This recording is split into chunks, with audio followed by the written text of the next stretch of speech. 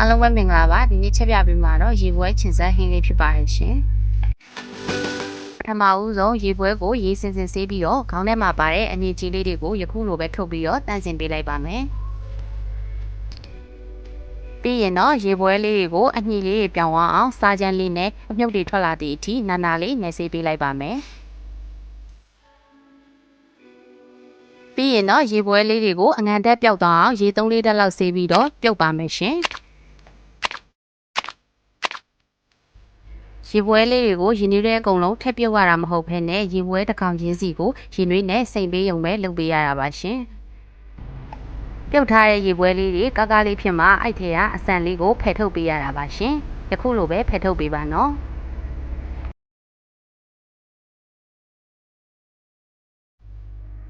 ရေပွဲလေးတွေကိုအနေတော်လေးလှီးထားပေးလိုက်ပါမယ်ရှင်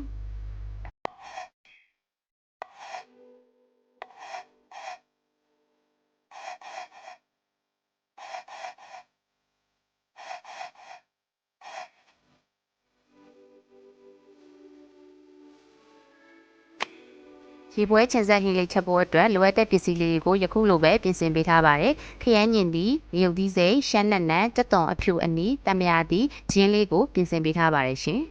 ။တက်သွန်နဲ့ခရမ်းညင်သီးလေးတွေကိုလည်းခုလိုပဲလှီးထားပေးပါမယ်ရှင်။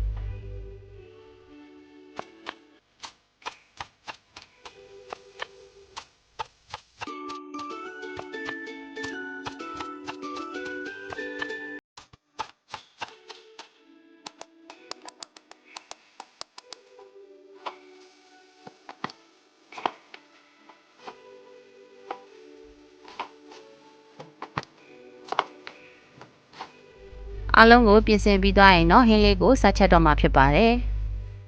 ပထမဦးဆုံးစီပူပူလေးရဲ့ကိုတက်သွန်အဖြူအနီးချင်းပြီးထားတာလေးထည့်ပြီးတော့စီတက်ထားပါမယ်ပြီးရင်တော့မြုပ်သီးအယောင်တင်မုံလေးနည်းငယ်ပါထည့်ပါမယ်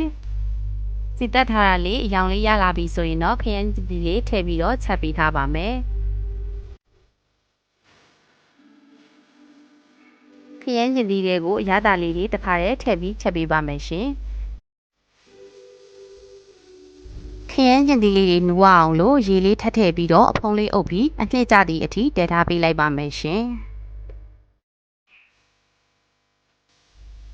ချက်လို့ရလာတဲ့ခရမ်းကျင်သီးအနှစ်ထဲကိုအဆက်ရတာအတွက်မြုပ်သီးသိန်းလေးထည့်ပြီးတော့ချက်ထားပေးပါမယ်ပြီးရင်တော့ရေပွဲလေးပါထပ်ထည့်ပြီးတော့ချက်ထားပေးလိုက်ပါမယ်ရှင်ရေပွဲလေးတွေကိုအကြာကြီးချက်စရာမလိုပါဘူးနော်အနည်းငယ်ချက်ရုံနဲ့ရေပွဲကကျက်နိုင်ပါတယ်ရှင်ရေပွဲတွေကိုရတာလေးတွေဝင်အောင်မှွေပေးထားပါမယ်အရေးကြီးတာတစ်ခုကဟင်းနဲ့ကိုစားလုံးဝထမ်းထည့်ပါနဲ့နော်ရေပွဲကအနံတက်ရှိပြီးသားဖြစ်ပါတယ်ရေလေးနဲ့ငယ်ထပ်ထည့်ပြီးတော့ရှမ်းလက်နံနဲ့ငြုံသီးသေးလေးပါအုပ်ပေးလိုက်ပါမယ်ရှင်ဟင်းမွေနေရင်အနံလေးမွေလို့ကန်းစီရောက်သွားတဲ့ vibe လေးကိုခံစားရမှာပါချက်စားကြည့်ကြပါနော်ဟင်းလေးကိုစားဖို့အတွက်အိုရက်ကနေခတ်လိုက်ပါတော့မယ်အားလုံးပဲစားကြပါဦးနော်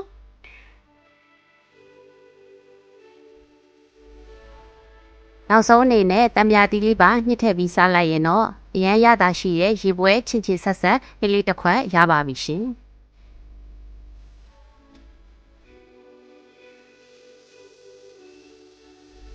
ဒီနေ့ချက်ပြပေးသွားတာကတော့ရေပွဲချင်ဆက်ဟင်းလေးပဲဖြစ်ပါတယ်။နောက်ထပ်လည်းဟင်းချက်နည်းလေးများကိုဆက်လက်တင်ပေးသွားမှာဖြစ်လို့ဗီဒီယိုလေးကိုသဘောကျရဆိုရင်တော့ကျမတို့ချက်ကြမဲ့ channel လေးကို subscribe and like လေးလုပ်ပေးခဲ့ပါအောင်နော်။အားလုံးကိုကျေးဇူးတင်ပါတယ်ရှင်။